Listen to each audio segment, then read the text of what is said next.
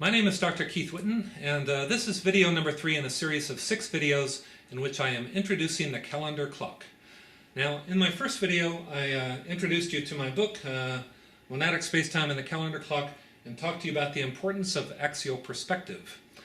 In video number 2, we looked at this illustration here, and I gave you some basic information about astronomical terms and principles which were useful to understand how to tell the date and time on a calendar clock.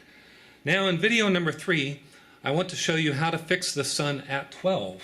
And what I want to do is, using this illustration here, I want to change the orientation here. So let me take this off here. All I'm going to do is I'm going to move this down to here, and underneath is a calendar clock. Now, all I did was change the orientation and add some fixed numbers here. Everything else stays the same, all of the relationships and everything that we talked about in video number 2. So now let's take a closer look at this illustration here. Okay, as you know, a clock is a device which measures the passage of time relative to a fixed number grid. The number 12 is always at the top of a clock, like a face has the eyes at the top and the mouth at the bottom, right? So on a clock you have 12 at the top and either 6 at the bottom, or if it's a military clock you have 24 at the bottom. Now 12 o'clock noon is always when the sun is directly overhead. And remember, you're located at the base of the hour hand. So in this illustration here, the hour hand is pointed down, so it's midnight where the hour hand is located. In 12 hours, the hour hand will be pointed straight up, and it will be noon.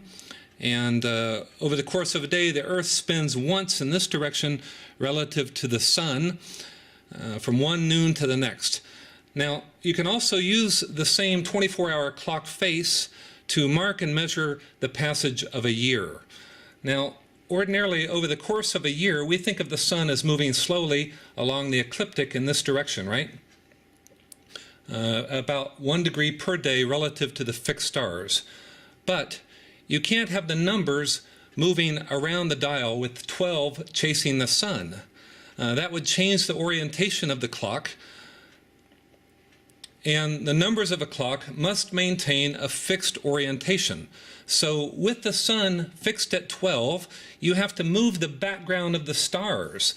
In other words, this whole celestial sphere is moving in this direction relative to the sun fixed at 12 here. So what that means is you're carrying not just the background of the stars, but also the coordinate system with it. In other words, the ecliptic, the celestial equator, the nodes, all of it is moving in this direction. Now, I am not claiming, of course, that the stars are actually rotating. This is all relative movement, but from this axial perspective, here's the axial perspective, these relative movements tell the time and date. The nodes, here and here, that's where the sun crosses the equatorial plane. They serve as excellent markers for measuring the passage of a year. The nodes are always at 12 at either the fall or the spring equinox. So you've got a lot of things going on here. The Earth is spinning in this direction relative to the sun, and you've got the moon. Here's the moon. It's going through its phases relative to the sun. The moon will always be full down here opposite of the sun. It's at the halfway point here. It'll be halfway over here. It's this is a waxing and waning moon depending upon where it is in these locations. And that cycle occurs over the course of 29.5 days. You got the celestial ring moving in this direction, making 1 revolution per year relative to the sun fixed at 12. Now, when I say that the sun is fixed at 12, I'm not saying that the sun is fixed in the equatorial plane, because the sun is not a fixed star. The sun is actually linked to both the ecliptic and this up here I refer to as the noon track. So what this results in is that the sun moves back and forth in this noon track, guided by the ecliptic as it is carried around by the celestial ring. So here's the sun at the summer solstice, then it will gradually shift over here to the winter solstice, back to the summer solstice. Summer, winter, back and forth once per year. So obviously this is a lot going on, and it's rather complex. After I finished this book about a year ago, it occurred to me that my next step was probably to consult an animator and try to get an animation made of these static illustrations here, so that someone would be able to look at this and see what the calendar clock looks like over the course of maybe a year or more. So I went to an animator, and initially my idea was to have this this illustration here animated, which is a two-dimensional calendar clock, which I thought would be fairly easy to do. And he said that he could do this animation here, but he also looked through my book and he said that he could probably even do this three-dimensional calendar clock. And I was somewhat skeptical. I thought that this would be rather difficult to do, but he said that he could do it, and I told him, if you can do it, do it. And so he did. And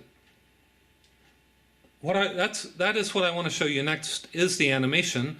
But before we get to that, I want to show you a couple of the posters which are still shots of the animation and give you some landmarks so that you can better interpret the animation. Now, working with an animator gave me an opportunity to advance the design a bit also. Most people are not familiar with when the sun is in a particular sign of the zodiac. So what I did was I added a month, day, week indicator ring around the edge here, which makes it easier to tell the modern date the way that we're used to telling the date. Okay, so in the next video, video number 4, I want to show you these posters, and I'm going to explain to you how to read the date and the time of a calendar clock and extract as much information out of the calendar clock as possible. So let's go ahead and give them a glance of what they look like. All right, there it is. Thanks for watching.